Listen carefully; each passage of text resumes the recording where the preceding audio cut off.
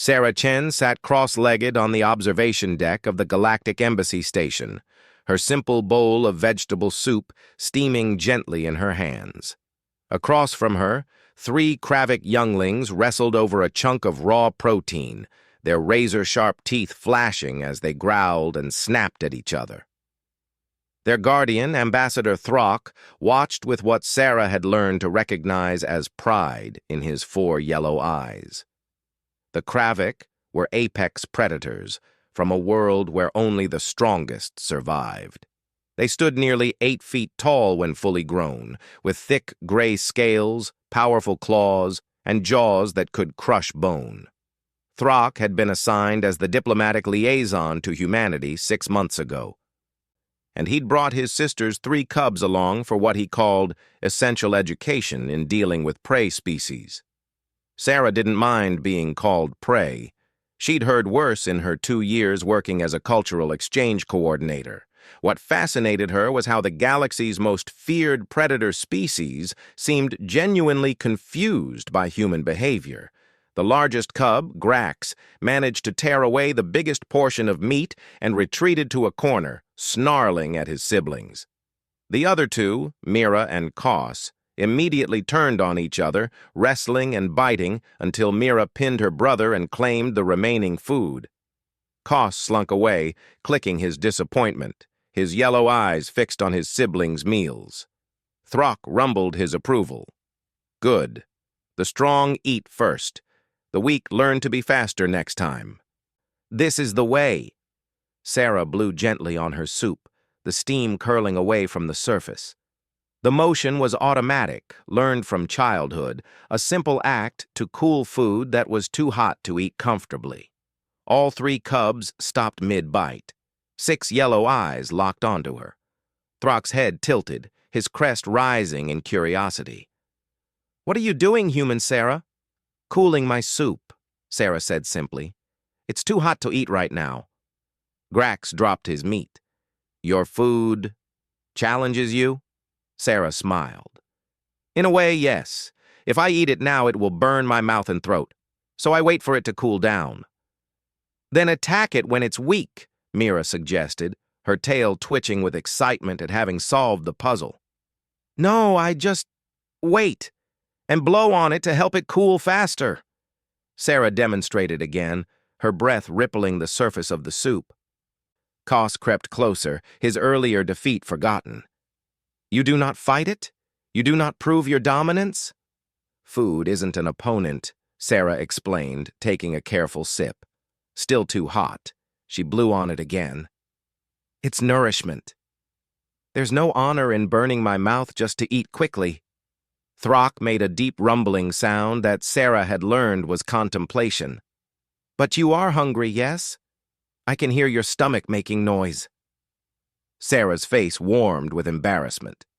"Yes, I'm hungry, but I can wait a few minutes. The soup will still be here. It's not going anywhere." "Waiting is weakness," Grax declared, though he hadn't returned to his own meal.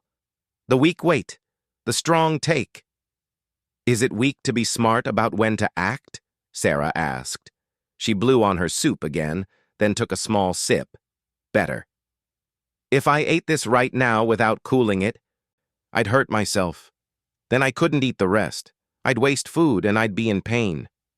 How is that strong?" The 3 cubs exchanged glances. Their tails, which had been lashing aggressively during their meal, had gone still. "You plan," Mira said slowly. "You think about what happens after." "Yes." Sarah took another sip, this time larger. "Humans think a lot about consequences, about what comes next." Throck moved closer, settling his massive bulk onto the floor. His claws scraped against the metal decking. "This is a prey adaptation. Predators live in the moment. We strike, we eat, we dominate. Only prey must constantly worry about the future." "Maybe," Sarah agreed. "But it keeps us alive, and it makes meals more enjoyable." Koss, the smallest cub who had lost both fights over food, inched even closer. "Human Sarah, your soup is cool enough now?" "Almost." She blew on it once more, a gentle breath that disturbed the surface. Just another moment. And you just sit there, not eating, even though you're hungry. Koss's voice carried a note of wonder. Even though the food is right there. Self-control, Sarah said. It's something humans value. The ability to wait for the right moment, even when we want something badly. Grax had abandoned his meat entirely now.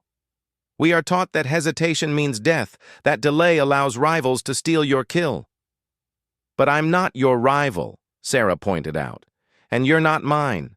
There's no competition here. You have your food, I have mine. Nobody needs to fight. No fight? Mira's crest flattened in confusion. But there are 3 of us, and only 2 large pieces of meat. How can there be no fight? Sarah lowered her soup, meeting the young Kravik's eyes. That's what I've been wondering since I arrived. Why didn't your guardian bring enough food for all 3 of you? Throck's rumble turned into what Sarah recognized as laughter. Because that is not how Kravik learn. They must compete. They must struggle. The strong flourish. The weak adapt or perish. What if there's another way? Sarah asked. She set her soup down carefully and reached into her bag, pulling out a small storage container. Inside were 3 protein bars. She'd packed them as snacks for her long shift. The cubs watched, transfixed, as Sarah unwrapped each bar and placed them on the floor in front of Koss, Mira, and Grax. 3 equal portions. There, she said. Now everyone has something. Koss stared at the protein bar before him. His tail quivered. But I lost. I was defeated. I don't deserve. Deserving isn't about winning fights, Sarah interrupted gently. You're young, you're learning, and you need food to grow strong. All 3 of you do. Grax reached for his bar, then stopped. His claw hovered over it. If I take this, is it a gift? Must I owe you a debt? No debt. It's just food. Sarah picked up her soup again and took a proper sip. Perfect temperature now. Among humans, we share meals. It's how we build trust and friendship. Prey behavior, Throck muttered, but his eyes were intent, focused on his charges. Maybe, Sarah said again. But humans conquered their homeworld. We became the dominant species, not because we were the strongest or the fastest, but because we worked together. We shared resources. We waited our turn. We planned ahead. Mira picked up her protein bar carefully, examining it from every angle. This is strange. I feel no need to fight for it. There is no victory in having it. And yet you have it, Sarah pointed out. And you can eat it without injury, without wasting energy on combat, without the risk that you might lose. Koss took a tentative bite of his bar. His eyes widened. It's good. Different from our meat, but good. He looked at his siblings. And I didn't have to be stronger to get it. You didn't, Sarah confirmed. You just had to wait. Grax bit into his bar, then glanced at his abandoned meat in the corner. I left my kill. I've never left a kill before. You can go back to it after, Sarah assured him. Or you can eat the bar. Or both. The choice is yours, but you don't have to rush. You don't have to fight. The food will wait for you to be ready. The 3 cubs sat in a small circle, eating their protein bars with an unusual calm. Their aggressive postures had softened. Their tails rested quietly against the floor. They kept glancing at each other as if checking that their siblings were really there, really eating peacefully beside them. Throck observed in silence, his massive head tilted in thought. Finally, he spoke.